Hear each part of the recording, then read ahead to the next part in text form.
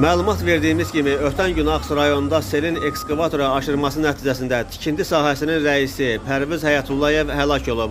Hadisə ilə bağlı sosial şəbəkələrdə yeni görüntülər yayılıb. Görüntülərdən məlum olur ki, şirkətin 2 əməkdaşı Ağsu çayında yaranmış sel nəticəsində köməksiz vəziyyətdə qalıb. Bu zaman onların digər iş yoldaşları ekskavator vasitəsilə həmin əməkdaşları xilas etməyə çalışıb və Pərviz Həyatullayev də ekskavatorun çalov hissəsində həmin şəxslərə yaxınlaşaraq kəndirlə onları xilas etmək istəyib.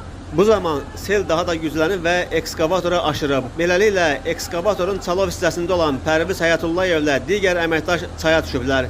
Pərvizin həyatını xilas etmək mümkün olmayıb. Digər 3 nəfər isə müxtəlif dərəcəli xəsarətlər alıblar.